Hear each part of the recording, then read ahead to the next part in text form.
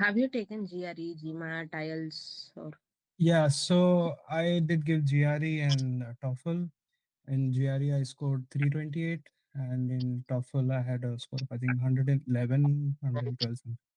Yeah. Mm, For GRE and TOEFL, I actually prepared using Greg Matt. Greg Matt is like the person. He's I think his name is Greg, and it's like $6 or $5 per month subscription. There are a lot of videos on it, but a lot of practice papers, mock tests, especially for the English part in GRE. It is very good. For quant, I believe, I mean, if you're a decent engineer and if you're, I mean, you should be fine. For quant section, just have to prepare a bit. But yeah, the main part is reading section in GRE, where it's like we have been given like similar questions we have given from our childhood, like reading a passage and writing answers, selecting answers from it. But the way GRE puts it is very tricky. mm, It's very confusing. Like it doesn't make any sense. Initially, like if you're not preparing for it properly, you are totally confused and you make a lot of mistakes. The way mm, they ask questions and what they expect you to understand from the passage is a little bit different from we what we like grew up learning in our mm, schools. So it's important that you do, like I would suggest, try to get at least just practice for 1 month from Greg Matt.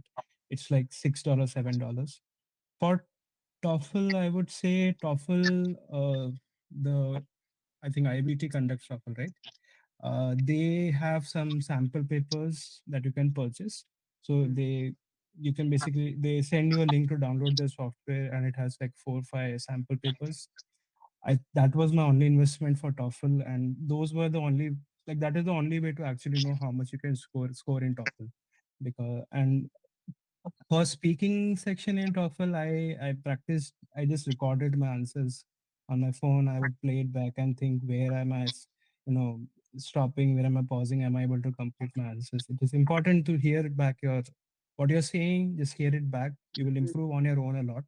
And if you have a few friends also preparing, I was not talking, but I knew few people who I met here. So what they did is they knew few more friends who were also preparing for TOEFL, so they would prepare the answer, share to each other, and then review it. Okay, how's it sounding and all. Try to just avoid thick accents. You're fine. That's it. They don't want thick accents. It's fine if you have a little bit accent. It's okay. I mean, people from all over the country, all over the world, write it French, mm, Chinese, all people. So they obviously expect a little bit of accent. That's fine, but just don't have a very thick accent, which distracts from what you're saying. Uh, that is what I felt, because they would also in the sample paper they would share a good response and a bad response to speaking questions. So that was a good way to know that what should be avoided and what is a good way to answer. mm, mm.